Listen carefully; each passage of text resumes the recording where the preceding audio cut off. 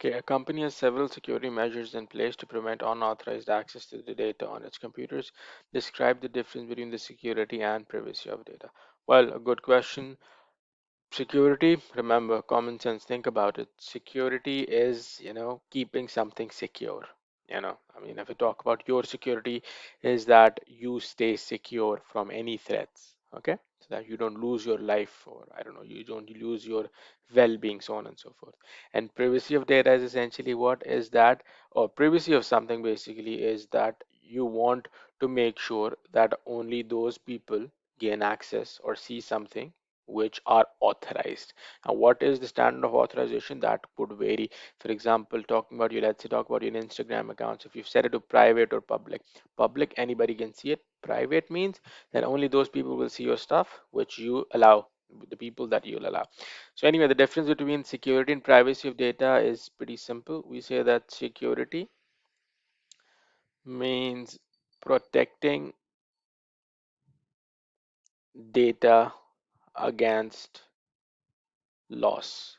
And by the way, this loss can be anything. This loss could be due to any natural means, I mean, disasters, fires, so on and so forth, or it could be, due to any, man-made issues. So loss could be natural or man-made. I mean, anything like that.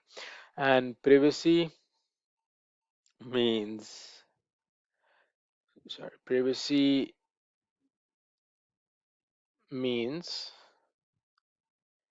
um, keeping data away from unauthorized access. Okay, unauthorized access, which means that someone who should not gain access to particular data should not gain. All right, so each employee has a username.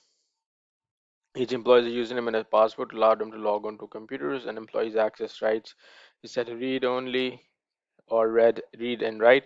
One is software-based measure that could be used to restrict the access or to the data on the computers. Well, honestly, there are a billion ways that we can do, but one very obvious ways, which all of us were saying, it's the 2FA. Okay, the 2FA is what? Two-factor authentication.